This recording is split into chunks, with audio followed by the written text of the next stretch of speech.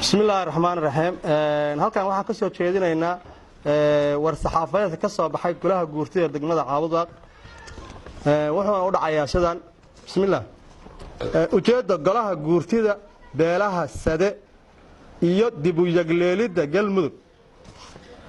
kadib safarkii ra'iisul wasaaraha Soomaaliya Xasan Cali Khayre uu ku yimid magaalada Caabudwaaq kaas oo kulamo kala duwan kula yeeshay golaha guurtida siyaasiyiinta culimo diinka waxgaradka iyo bulshada qaybaheeda kala duwan oo isaga yimid degmooyinka Caabudwaaq Balambal Dhabbad Bangeele ayaa waxay si qoto dheer ugala hadleen tabashooyinka ay ka qabaan aas-aaskii galmudug iyo cadaalad darradii lagu dhisay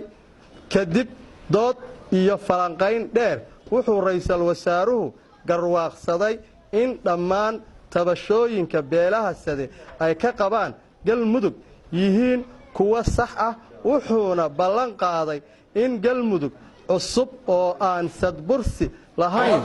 la dhisi doono lagana fogaan doono wax kasta oo burbur iyo khilaaf hor leh keeni kara ama uga dari kara xaaladda galmudug isla markaana go'aanada kama dambaynta ah uu ka talagelin doono haddaba waxa ayaan darro ah in ra'iisul wasaaruhu hareer maray dhammaan wixii la isku ogaa uuna qaatay go'aamo ka mid ah kuwii horseeday ismariwaagii iyo burburkii horay u ragaadiyey galmudug meeshay taalana dhigay sida waxa lagu magacaabo 11 beelood sidaa daraaddeed golaha guurtida beelaha sade markii ay u caddaatay in ra'iisul wasaaruhu rabo in uu galmudug ku daweeyo wixii ay horay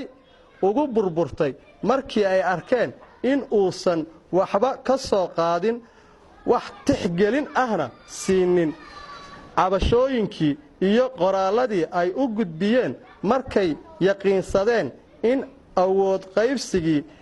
beelaha ee awalba dulmigu ka jiray lagu sii xadgudbay sida in 35 xubnood oo ka mid ah 89kii baarlamaanka loo qoondeeyey kooxda dhuusamareebeed ee uu Axmed ninkala yiraahdo Macalin Maxamuud hogaamiyo ayay golaha guurtida beelaha sade go'aansadeen qodobada soo socda 1 in aanan ka mid ahayn waxa loogu yeero 11 beelood 11 beeleed ee halbeegna ayaan u noqon karinin wax qaybsiga galmudug 2 in go'aan kasta oo la qaato lagana soo talagelinin uu yahay mid aan iyaga qusaynin sida magacaabidda gudiyada dib u heshiisiinta magacaabidda gudiyada doorashooyinka soo xulidda xildhibaanada golaha doorashooyinka iyo dib u heshiisiinta lagu qabanayo wax qurux badan inay noo soo baxaan ugu dambayntii wuxuu golaha guurtida beelaha sade farayaa dhammaan xildhibaanada labada aqal ee heer federaal xildhibaanada iyo wasiirada heer dowlad goboleed siyaasiyiinta culimo diinka aqoon-yahanka ka soo jeeda deegaanada waqooyiga galgaduudeed